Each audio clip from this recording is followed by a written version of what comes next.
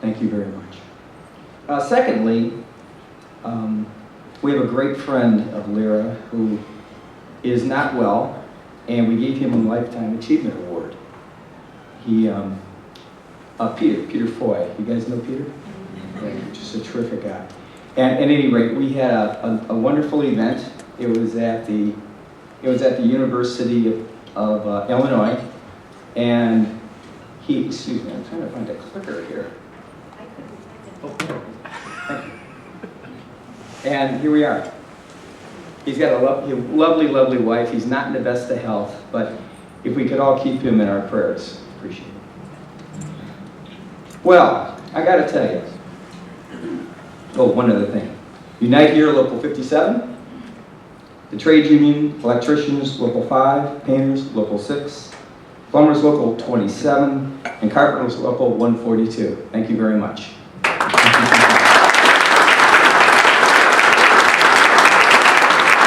And just a few other things. I'd like to thank Eric and Emily.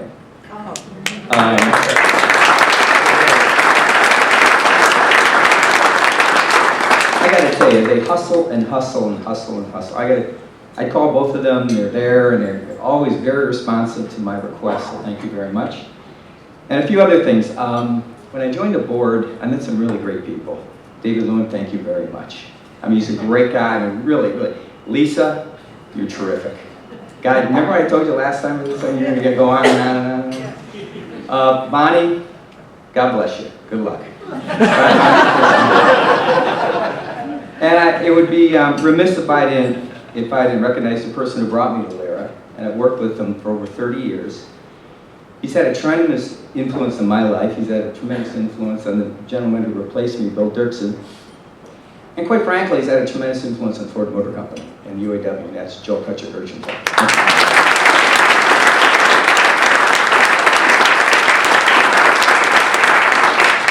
When I prepared this speech, I wrote it about 4 months ago.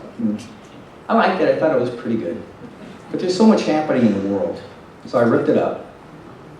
And I'm from a steelworker family, Gary, Indiana. We talked about standing on the shoulder of your father. My dad's a mill worker, 45 years, a factory worker. I've got 8 brothers. We all worked in the mill. So what I believe passionately about, which really, I care about manufacturing in America, because it's the road to get to take yourself from a laborer to semi-skilled, to a skilled tradesman, to a manager to become vice president. Now, who would dream that? But it wouldn't have happened unless my dad worked at U.S. Steel, unless my dad was represented by a union.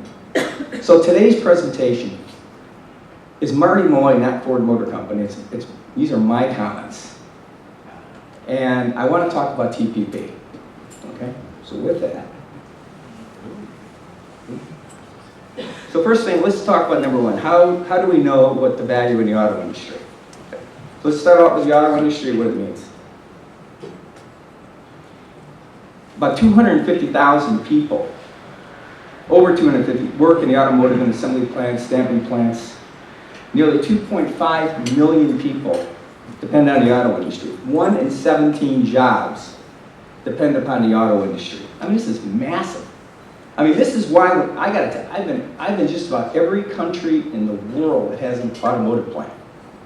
And that's why every country in the world defends their automotive industry.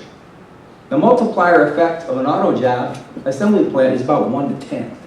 So for every one assembler, you got 10 other people involved. Automakers are the largest exporter in America. Can you believe that? Our #1 export in the United States is automotive. You want to know the company that's the #1 exporter? It's Ford Motor Company. We're the #1 exporter in the automotive market. We had Leo Gerard here today. He said 350,000 of his members are dependent upon the automotive industry. You know, steel, rubber, glass, computer chips. And this is something I got to tell you. Sometimes in my neighborhood, outside Detroit, And with my neighbors and stuff, we'll talk about factories closing and stuff, and they're sympathetic. But a lot of them are white collar, and they don't think it affects them. Well, 1 out of 10 corporate scientists and engineers in the United States is in the automotive industry. I mean, this is not just a blue collar problem. This is an America problem. This is a problem for people matriculating in a variety of occupations in America. It's also a problem in terms of the R&D. For instance, take a look at these companies involved in automotive and R&D. Toyota, General Motors, Ford Motor Company. Each spends 9 times more in R&D than Exxon. This is how important this industry is. And this is just an example of Ford, Chrysler, and General Motors. You know, I compete against General Motors, I compete against Chrysler, but I consider them my partners in regards to they're providing jobs here in the United States. $17.5 billion a year globally, with approximately $14 billion spent in the United States. I mean, this is critical to our success as a nation. This isn't just slapping steel together and assembling a car. This is a very intellectual intelligence. When we lose the automotive industry, you're going to lose your scientists. And this is the backbone of people that come up with new, innovative ideas. And in Michigan, for instance, about 80 cents of each dollar spent by Ford, General Motors, and Chrysler is invested in the United States. Thank God President Obama stood up and saved the automotive industry. You know, we didn't go bankrupt at Ford, and we're very, very proud of it. But I got to tell you, if he would have let things go and wouldn't have intervened, they would have liquidated. And the supply base would have liquidated, and we would have all gone under. So we had the right president at the right time step in and save the automotive industry. Now, this is a map.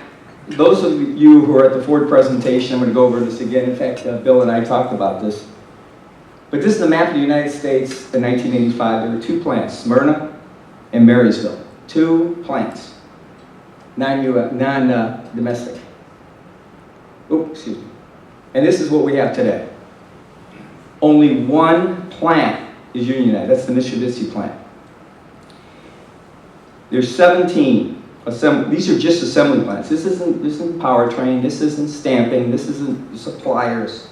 It's about 100,000 members in those plants, or employees in the plant. I mean, if you step back and you're the United Auto Workers and you're asking yourself, how are we doing? This is crushing. And if you believe in organized labor, you think it's important to have organized labor in America and these employees are represented, these employees are not represented. Next item I want to talk to is about how do we know when the industry is at risk, and called free trade agreements. And this is Leo Gerard's comments this morning. First of all, let's take a look at NAFTA. This is Mexican automotive industry in 1960. Let me step back and say something. I've been to Mexico a lot of times. But this is Mexican's assembly plant today. These are assembly plants. Now, what started off as maquiladoras on the border, has turned into major assembly plants. There's probably in the neighborhood, there's about 100,000 jobs there. There's another 1 million jobs associated with these jobs. That's all the way through the baggage stream. And there's going to be more. See where it says planned? Plan. Where do you think the engineers, the scientists, the lawyers, the labor people, they're going to be located in Mexico? More and more. And again, God bless Mexico. I have nothing against Mexico. But the AFL-CIO has estimated we lost 700,000 jobs. So you look at what's going on in our cities. I mean, we all saw what happened in Baltimore. I just rip your heart out what happened in Baltimore. We lost our manufacturing. I'm from Gary, Indiana. Go to Gary, Indiana. Go up to the west side of Chicago and south side of Chicago. It used to be the manufacturing hub of the United States. We've lost those jobs. And here's what happened. It was signed in '94, and take a look at the trade deficit. It's $175 billion. And by the way, it really took a while to take off. But I tell you what, this is an exponential job loss. Because once you get the assembly plants, you got something called bullseye sourcing. So the suppliers, no 1, 2, or 3 assembly plants don't draw a supplier to put it into capital to follow the assembly plant. It takes a while. You got to get a critical mass of assembly for the suppliers to follow. Next is the Korea Free Trade Act. That was fairly recently. U.S. deficit with Korea increased 50%. We lost more than 50,000 jobs. Imported vehicles and parts increased by 31%. U.S. automotive exports to Korea went up 294, and our U.S. auto deficit increased 32%. I mean, this is very predictable, and this was just a recent free trade agreement. And this is the trade balance. As you can see, it's increasing every year, and it's going to continue to increase. This is the case where our SAR, our market in North America is 17 million units, on average, 17 million. Korea is under 1 million. So we opened up our market to 17 million with zero tariffs, and they have a market of 1. At the end of the day, they got a better deal. I mean, for all those reasons, it's tough to take. And lastly, again, I want to talk about TPP, but I got to tell you, they're going to act in their own interest for their population, for their people. They're acting no different than if I were in charge of Japan. And here are the countries. You're familiar, Canada, the United States, going all the way, you can read them for yourself. This is 39% of the global GDP. 39% are right there. However, if you really bust it down, this is US and Japan. Our GDP is 17.5 trillion, and Japan's is 4.6. So we're 21.6 of the $28 trillion. So if you really cut this down to this is US and Japan. And there's the organizations that are aligned. And I could say Ford Motor Company's biggest issue with this is currency manipulation. And I'm sure most of you, we have a lot of labor economists in this room, know about currency manipulation. How does a company manipulate currency? A country sells its own currency and buys foreign currency, reduces demand for its currency, and lowers the value of currency to gain an unfair competitive advantage. And that's just an example on the bottom. Company X weakens its currency, the value of the US dollar increases, and then at the end of the day, you're going to have lost American jobs. And this is the impact. This is the yen to the dollar at 77. Today it's about, this was in November of 2012. Today it's about 124 yen to the dollar. This is equivalent to about $6,000 a vehicle. So if that vehicle is sold in the United States, it's worth about $6,000 of profit. So effectively you can either undercut the comparator vehicle, or you offer the vehicle with more options. Just think it through. $6,000 times every vehicle that's sold. It's billions and billions of dollars. And we just can't, it's not just the United States. But in this case, one American car is sold in Japan versus 130 cars sold here. I mean, to be very honest with you, it's an unfair fight. And when it comes to these trade deals, we're like the kid who gets his lunch money stolen every morning. You know, we're kind of sitting there defenseless. By the way, at the bottom you can see this is why America's had a $52 billion trade deficit. Currency manipulation of the parties. I got to tell you, when I did this graph, everything's happening so fast now. You know, the Senate Finance Committee passed it, and then you saw the Senate vote just recently. It was 52 opposed, 45 in favor. Ford's biggest problem is actually the currency manipulation. And then UAW is not going to agree, regardless, even if they put the language in. By the way, Senator Portman of Ohio, and Debbie Savino tried to get language into TPP which specifically mentions an enforcement of currency, and that was not accepted in the Senate Finance Committee. This is an example. This is a good example. This just shows in the United States the vehicles made in the U.S., 59% of our vehicles are, and vehicles from outside the U.S. are 41%. In Japan, basically the entire market, 94% of the market are made in Japan or sold in Japan. Basically, you can't get in. I don't care if it's a BMW, you name the product.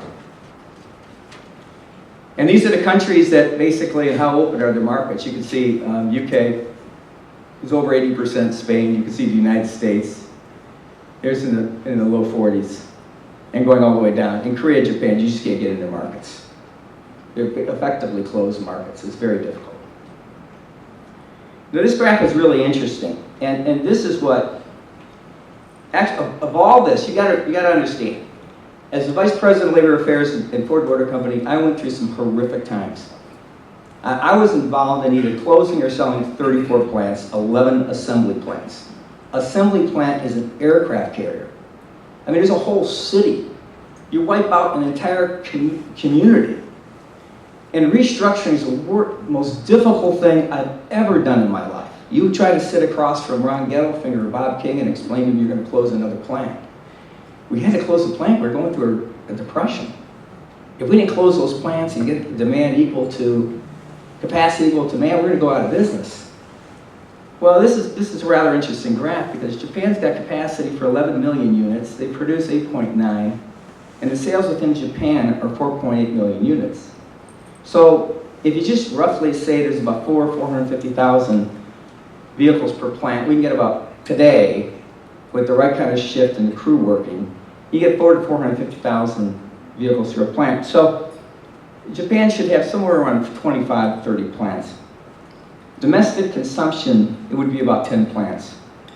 Export would be somewhere around 9 plants. They've got about 5 to 7 plants completely idle. They're not being used, or they're being used so small they ought to be closed. Here's the deal. What this is all about is that we're trading our capacity here for loading up their capacity in Japan. Okay? I mean, this is going to be less production of US-made cars here and more production of Japan vehicles in Japan. So they're going to hire more people, and that's going to be the trade-off. So the question is, are we going to chin that trade-off? Particularly, it's in one of the key segments of the entire economy, the automotive industry. And that's the trade deficit. Over 70% of the trade deficit with Japan is automotive. And it consists of over $50 billion a year. And that's a strange bedfellows. They say politics makes for strange bedfellows. I just don't understand. Because these two guys can't get along at all on anything. And they're getting along well on this one. And lastly, what are the implications of labor management going forward? Well, I gotta tell you, this is the slide I used all the time. This is what we used during the toughest times of Ford Motor Company. This is the gut wrench we got. By the way, we lost $17 billion in 2006 before Lehman Brothers collapsed in 2008. You must never confuse faith that you will prevail in the end with the discipline to confront the most brutal facts of your current reality, whatever they may be. James Stockdale. I don't know how many of you remember Stockdale. He was the commanding officer in the Hanoi Hilton. He was the guy who kept those soldiers alive. And you remember people who listened to Ron Bloom the other day. Ron Bloom talked about the importance of organizations getting out of denial, that you're going to go bankrupt. And I got to tell you, those were tough meetings, sitting down with the UAW and taking a look at the facts and saying, listen, at the end of the day, we went from making about 4.2 million units to 1.8 million units. That's why you close that many plants. That's why we had 50,000 buyouts. Of those 50,000 buyouts of the company, not one involuntary buyout, the Ford Motor Company, UAW, not one. And we made sure those people got a good landing. We had something called the Educational Opportunity Program, $15,000 a year for tuition for 4 years. You got half pay, full medical, and $50,000 life insurance policy in case you died. That was offered to every one of those 50,000 employees. But anyway, something we need to do as a nation. The other thing I had in my office is this. In fact, Bill showed it. See the bald guy with the glasses? That's me. One of my guys did a slide. But everyone who looked at it would say, "Oh, that must be that's the union. Unions on top, companies on the bottom." Listen, that's product development and finance. That's manufacturing and purchasing. By the way, that's the Republicans and the Democrats. But we're all in the same boat here. I mean, we're all, we're going to sink or swim together. And that was my constant message when I dealt with, by the way, Joel taught me this. There's always 3 negotiations going on in a collective bargaining, or any time I'm dealing with you. Everyone thinks about me sitting across the table with Bob King. Bob King's sitting across the table with his guys, and I'm sitting across the table with my CEO, my CFO, and all my senior management team. You got to bring them all together. And I would always point to that and say, guys, we're all in this boat together. And this is my last slide. This is what I want to be remembered. Armentha, are you here? Can you stand, Dan Brooks? Armentha is a black belt at Ford Motor Company, 20 years with the company, hourly worker. And Ford Motor Company was going through Six Sigma. You guys all know about Six Sigma? Yeah. Armentha is one of the, how many black belts, hourly black belts do we have? How many? 250 hourly black belts. By the way, it takes the average hourly employee about 3 or 4 shots at passing the examination to become a black belt. How many times did it take you, Armentha?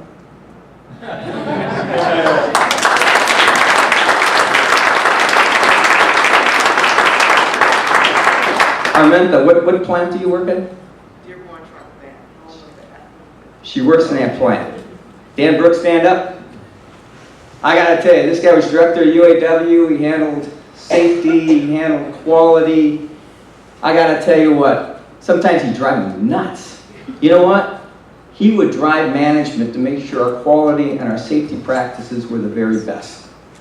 And you can't, in that picture, you can't tell who the hourly or the salary guys are.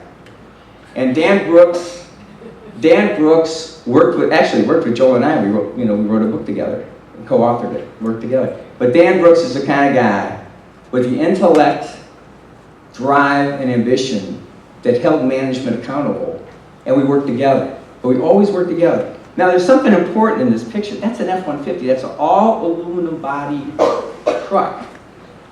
This is the highest tech vehicle on the road. Everyone's going to copy us. It's got an EcoBoost engine. By the way, wherever I speak, I want to sell one Ford product. By the way, if you believe in unions, and you believe in union company working together, and you're not driving a union vehicle, shame on you. Okay?